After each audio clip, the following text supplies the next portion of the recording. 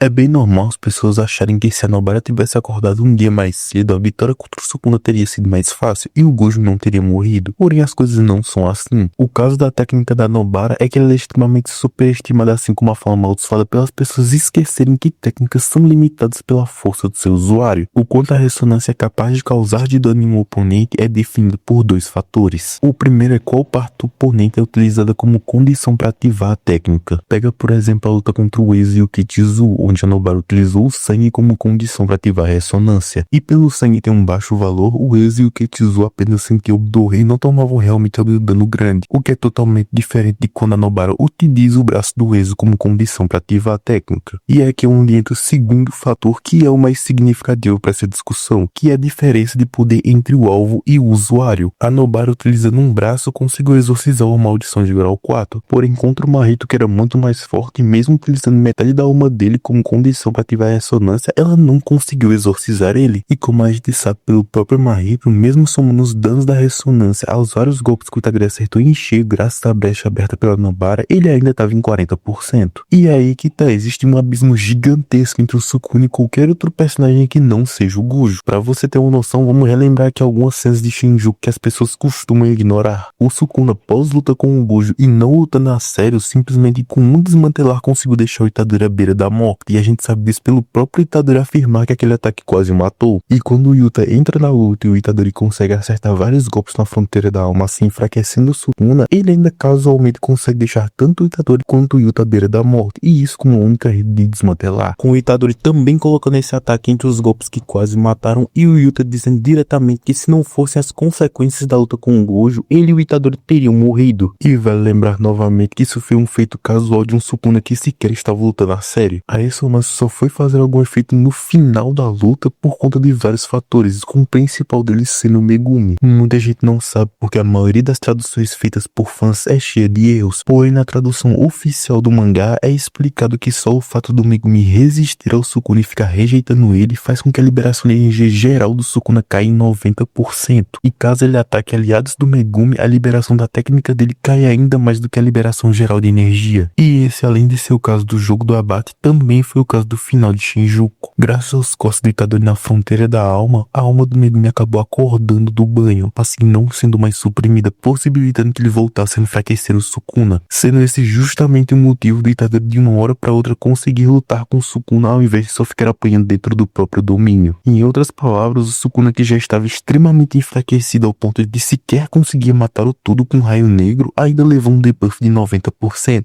Ou seja, só foi graças a todos os debuffs acumulados ao decorrer de Shinjuku que a ressonância fez efeito no Sukuna.